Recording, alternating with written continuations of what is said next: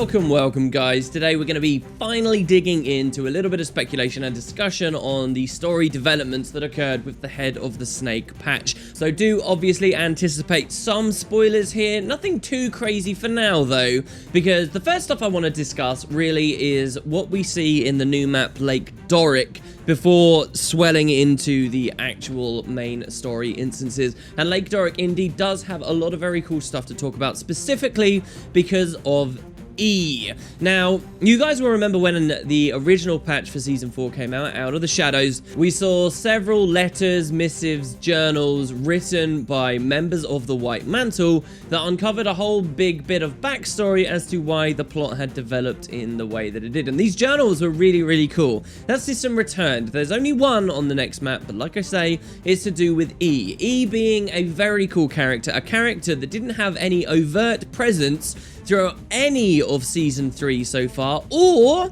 any of Heart of Thorns. It's not actually been since Living World Season 2 we've seen very much of this character. So it's going to be a huge part of this video. I'm going to lay down exactly what we get. It's very cryptic. There's very few conclusions that we can draw from it, but it's a good start, right? And also, I want to talk about some of the other things that appeared in the map, which might be interesting hints as things in the future. I'm going to start with something that is only very vaguely related to the story, but I had many messages on and kind of wanted to throw out there. I've mentioned that many White Mantle in the new patch seem to be using new abilities that might end up being a part of elite specializations. Well, and I had missed this. Some people were pointing out the Seraph in the new map. These guys actually, a few of them at least, are running spears. When they're not in water, they're actually attacking and fighting and wielding at least spears above ground. And this could absolutely be a suggestion that maybe some of these classes with the next expansion will be getting spears out of the water. That, I think, has been a really good idea for ArenaNet to go into with elite specializations, and I definitely wouldn't be surprised to see it in the next expansion. That might be something quite cool. There might be a chance that it means nothing for what it's worth. This is Lake Doric, ultimately, and maybe these are just people that would have been patrolling that area all the time before the White Mantle attack, and because there's so much of the water around, they have these kinds of arms with them. But I think that it could be a very real hint. This has happened before, by the way. There are various NPCs in the normal 2012 Guild Wars 2 that happen to have spears above ground, but then we also had like Hodgkins in the Ascalonian Catacombs dual-wielding scepters, which never meant anything in the end. So maybe ignore the 2012 stuff, but the fact that a patch just came out depicting new characters wielding those weapons just might be indicating something. Moving into more story-based areas, I want to talk a little bit about Norren as well. So on the last video, I discussed the purpose of Norren on the map in terms of it being a heart, in terms of there being a dungeon that you can go through to get extra jade shards, in terms of his family dying and the fact that he went to hide from Zaitan. There was a very cool thing in the story that was a big highlight for me and I haven't talked about just yet. And that is where this man is descended from. So he's a ranger, he's a wildsman, he lives out on his own with many supplies among nature, and he says this to us, that his father grew up in Shaymore, but his family was originally from Ascalon, descended from the line of Aiden, a man who helped save our world long ago. He and Zoe set the standard for what our people should aspire to be. This patch had a lot of Guild Wars 1 stuff. For the Guild Wars 2 exclusive players, you might not have known why this line is so cool. Aiden is kind of the Guild Wars 1 version of Air, I suppose. Guild Wars 1 sort of had a Destiny's Edge of its own, a band of adventurers who would travel the world throughout the various campaigns. Aiden was the ranger. He was described as the older, wiser member of the group. He was not their leader, but he was definitely the one who Devonna, their leader, would lean on for information and tactics and so forth more than anyone else. Aiden was very cool, and so he explored through many areas. He was available as a henchman through most of Guild Wars 1, and then in factions, in Cantha, there was another very iconic ranger hero that came into the picture, and that was Zoe. She was a one-eyed I believe she started as a monastery instructor on Xingji Monastery, who ended up taming a black moa, and this was when they were incredibly rare. So some people have suggested, oh, did Aiden and Zoe get together after the events of Guild Wars 1 and then end up having a family of which Norren is, you know, the last descendant? Maybe that's what they're suggesting. I kind of don't think that, though. I think that he's just descended from Aiden, and he just is inspired by Zoe. You'll notice that Noran actually has a black mower of his own, and its name is kind of similar to Zoe, so maybe it's that his mower is descended from her mower, but I doubt it really goes too much further than that. All right, so another little area of the map I've had a few people asking me to comment on, so I shall, is a mysterious blue fire in the town of Loamhurst. New Loamhurst, I should say. Now, in New Loamhurst, you can find this just fire that's lit there, and you can interact with it and even talk to the NPC near it, referring to it. But none of the other characters in the area seem to see it or recognize it, only us.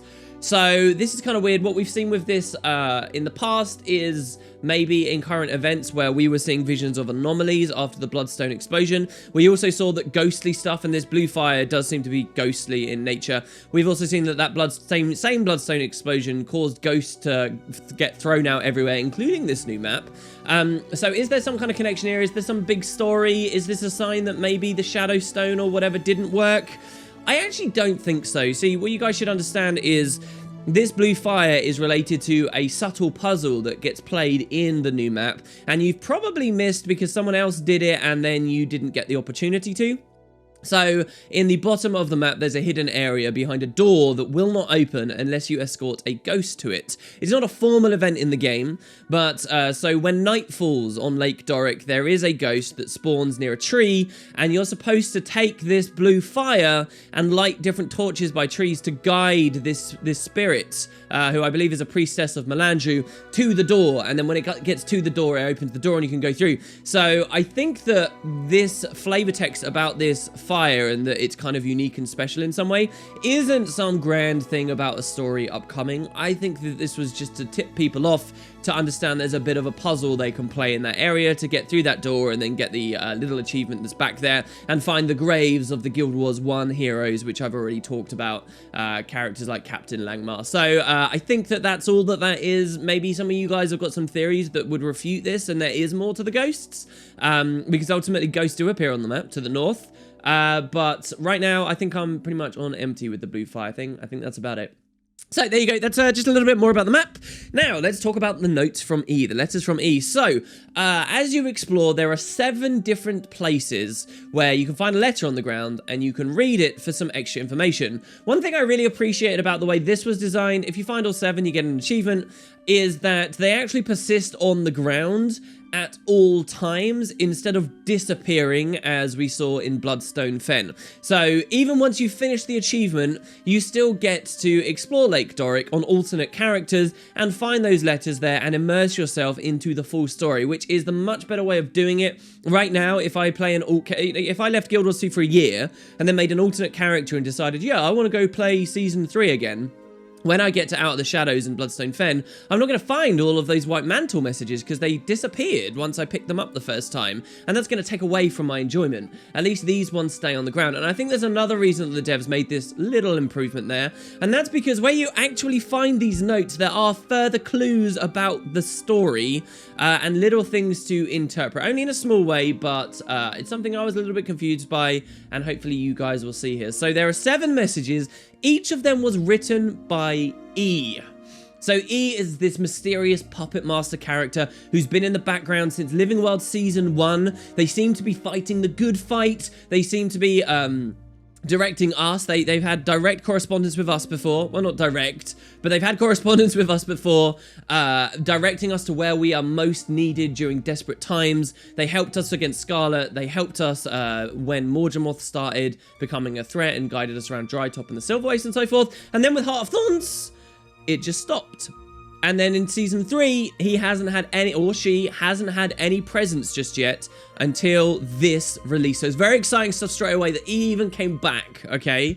And, well, we get to see a little bit of how he operates. What I'm going to do is read you guys each of these messages, and I'll give you my interpretations of it and what we can learn from it, and then we'll move to the next. Now, the first one, I don't remember where all the locations are. Once you've got them all, you get a little book that you can read called E's Correspondence, and they are ordered, so we at least get to know chronologically which ones came at which point. When you first pick them up on the map, that can be kind of hard to discern.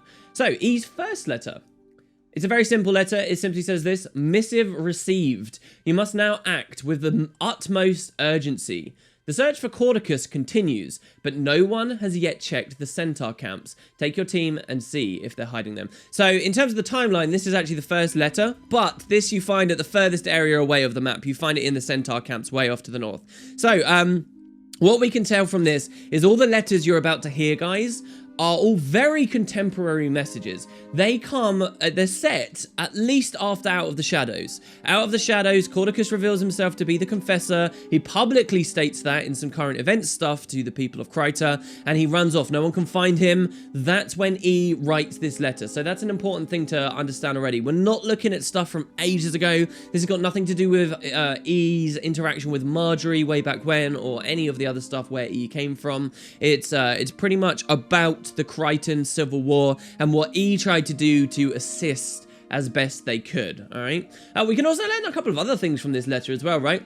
He's writing a letter to someone, so E does not work alone. Now, that makes obvious sense, and we could have said that a long time ago. We'd often get mysterious mails sent to us, which obviously came through his other contacts, but this is the first we've ever seen E talking to his contacts or her contacts and not us, all right?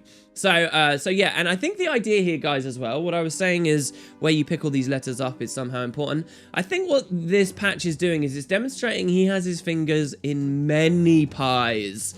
E has a lot of contacts. See, out of the 7 letters we read here, 6 of them are basically next to Dead, Seraph, or Shining Blade.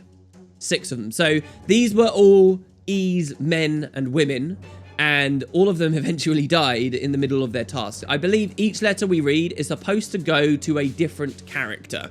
There is only one that has still survived. Pretty interesting. I'll get to that in just a second. So yeah, he basically very intelligently speculates that the Centaurs might be hiding Caudicus. In the end, they weren't, but to have predicted that this alliance would come about, I think he was still pretty smart to have done that and on top of his game. So he's obviously still very well informed. It's very, very interesting, guys, that they're kind of not just setting up through these letters that he has contacts, but they're almost suggesting that there's another faction going on.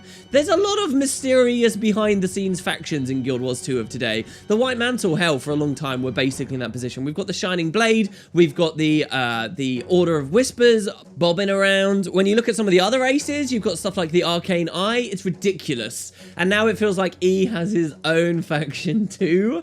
Or maybe he slots into one of them. I'm going to suggest maybe that some of these writings might imply he's more associated with the Order of Whispers than anything else. Let's move on to letter 2, shall we? So E's second letter. He's writing to a different person, presumably. Maybe it's the same person all the time, but I think it's a different person. And maybe this is the most important of them all. Your regular duties for me are suspended until this conflict is over. So whatever those regular duties are, we don't know. Focus on preparing the evacuation plan in case we have to get her out quickly.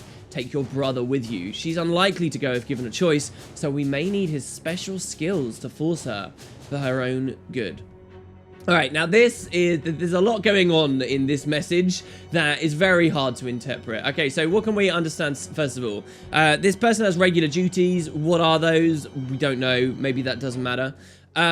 He is asking this one of his contacts to get her out. Who is her, is the question. Now, if we frame this within the Krytan Civil War, which I believe we should, that does narrow it down. What kind of powerful female characters are around in the story right now that might need to be gotten out? Are we dealing with the Queen? Are we dealing with Anise? Either way, we can't be sure. But I don't think it can be those two, because they actually remain in the city during the events of the story that we play in this patch. So either these were never people that E was trying to get out, or the plan that he put in place failed, and that just never happened because this person died, as we find them here in Lake Doric. Maybe we're dealing with someone completely different. Maybe we're looking at the families of Casimir or Marjorie, right? Maybe we're looking at Casimir herself. But in a minute, we're going to get another message that suggests it's not even Casimir. So, curious stuff.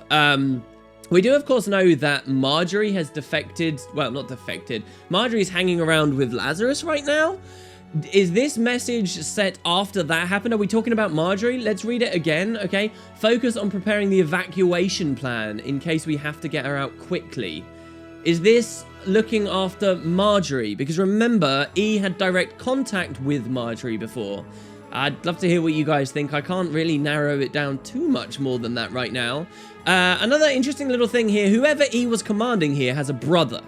And so what I think is actually going to happen is the person E was commanding died on the map, but the brother with these supposed special skills will become a character in the future. Or already is a character, we just don't know it yet. So I think we will see some man will enter the picture with special skills. Who is this? Maybe you can speculate this is Lord Farron. Maybe Lord Farron is all just a big facade. Maybe he's E himself, or maybe he just works for E, and it's kind of like a Batman thing going on where he just makes himself look like a pompous idiot. But in truth, he's quite smart, he's quite well informed, and his special skills is he's going to try and romance this woman out away. I don't really know. So we will have to see with that one what the special skills are and so forth. I think that's a pretty clear sign, though, that something's being set up. I reckon by the end of Season 3 of The Living World, all this stuff I'm wondering about here will have had an answer. Moving on, letter 3. This one's a lot easier to interpret, so thank Christ for that. He says, I'm aware of the assault on Divinity's Reach, and I'll get there as soon as I can. Don't trust anyone. There are undoubtedly traitors in the city, and even in the palace, who will reveal themselves now. Keep an eye on the ministers. Some of them have been acting strange lately. So what does this show us? That he knew about the Divinity's Reach attack. He knew that ministers were acting weirdly. He's well connected. All right, there's not too much going on. Letter 4, let's read this one. Cordicus is leading the White Mantle to our doorstep where he will die.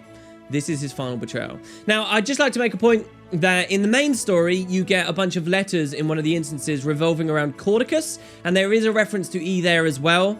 E does know about Cordicus. E is connected to stuff that Cordicus was doing, and he is convinced that when Cordicus makes this attack, he will die.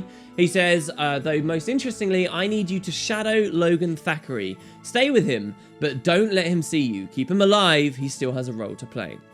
So, what's really interesting about this? 1, E seems to think Logan has got something more to do, and by the end of the patch, I think Logan does well and truly establish that, which is great. I like Logan. I think he's my favorite member of Destiny's Edge. Seriously, I know a lot of people have hated him in the past, but I really like that character, and I'd like to see ArenaNet keep taking him further forward, and this seems to be E is considering him very important as well and watching out for him. Now, remember what I said, that 6 out of the 7 messages are with a dead character? This is the one that isn't. Funny enough, standing next to Logan Thackeray in perma-stealth, next to this letter, is a Seraph Archer, who's just watching, refuses to speak to us or explain why they're stealth. I believe that this is actually a contact of E's, and it's so frustrating that we can't, like, pry information out of them. This is a known, living, breathing person working in collaboration with E, watching over Logan Thackeray, who doesn't even know that it's going on. Very, very, very cool stuff.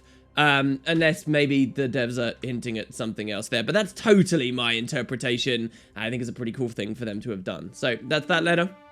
Next one, moving on. We have the 5th letter. I've received a report that the Blade and Seraph guards have failed to secure the perimeter of the city. Take this to the Whispers headquarters as your introduction and speak with the gatekeeper. Catch them up. We're going to need all the help we can get. Whispers Protocol 6155-471. Cordicus is a traitor to Kryta. Involve no beetle stones until we can confirm where loyalties lie. So I love this message. This message is really cool. This is obviously involving the Order of Whispers into things. So, is E already affiliated with the Order of Whispers is an interesting question. We can discern from this that E's contact isn't associated with the Order of Whispers because this message says that this is going to be the introduction. But what E has demonstrated here is that just by putting his name on a piece of parchment and a little bit of information, he has clout with the Order of Whispers. He can get someone in, and he can get someone to give information to the Order of Whispers. So clearly he has been interacting with them a lot. Is he actually officially affiliated with them or not? See, the Order of Whispers are a lot like E in a weird way, in that, yes, they kind of have served a function in the story as a part of the Pact, but we've had a lot more Pact-based stuff and Dermot Priory-based stuff than we have had Order of Whispers-based stuff for a long time. It feels like the Order of Whispers really dropped off of the face of the front of this story since the Zaitan arc, really. And I've kind of enjoyed that about the Order of Whispers, honestly. They're an organization of secretive people. They shouldn't always be very overt about what they're doing. But the question does remain, what's been going on with them? How much do they know? And what's E's connection here? He's at least trying to keep them apprised. And so for those reasons, I really enjoy this letter. We have this code. I don't know whether we, the players, can really discern much from this code. It's very on theme with Order of Whispers-based things. I remember back in 2012, there were a lot of heart events that you could do that would sell trinkets with Order of Whispers codes that you could piece together and stuff. But here we definitely learn that E is no stranger to the Seraph, to the Shining Blade, or the Order of Whispers. Like I said, fingers in many pies. Moving on. The comment about no beetle stones is obviously referring to Demi, because Demi is a member of the Order of Whispers, and he's not sure whose side she's on, considering the rest of the story that's happening at the moment. But obviously it's a nice little touch, nothing too mind-blowing there. Letter 6, let's have a read of this one. There's only one more after this. Agent, get this note to Lady Casimir Mead. Alright, so this is a message specifically about Casimir now, which is why I think that previous her we heard about, this mysterious her that had to be got out, wasn't Casimir. But it's only a suggestion, it could be her in both. The message says, Casimir, your special touch is needed to root out traitors in the court. If you find one, alert the nearest Shining Blade or Seraph Guard. Do not endanger yourself. Alright, what's interesting about this is Casimir never got this message because the person died, I guess. But Casimir was not in the patch, so either she did get the message from somewhere else and then decided not to be there, but Casimir was never around. I think the idea is that it's just because she never got the message, because the person died. But yeah, this was a patch I definitely thought Casimir would have some presence in, and she just didn't. The other cool thing about this is he says your special touch. Well, he described someone else as having a special skill, this brother, earlier. Is it the same thing? Are both of these the gift of true sight? Is Casimir not the only one? The other guy's special skill was more about persuasion. The word force was used in conjunction with it, so maybe this isn't the same thing. But I mean, Eve even knows about her special touch, and that just never really came through in the end. And finally, letter number 7 from the mysterious E is probably the most basic of them all. He just says, if divinities reach fools, cry to fools. And if cry to fools, humanity fools. Do not fail us. Your mission is clear. Find Cordicus. He must be limited with prejudice. And so he's obviously opposed to Cordicus. He obviously wants humanity to stand. He doesn't believe that Cordicus in charge can lead humanity. Why is that? We don't know. I'm a bit curious as why does he care so much about humanity? Is it because he's a human? Or she's a human? Or is it maybe just because they want the unification of all the races? They want humanity to be strong for the goal of defeating the Elder Dragons? Is there something more to it than that? I don't really know. So, yeah, we get to see a bit more of what he's doing in this patch, guys. Does this help us narrow down who E is?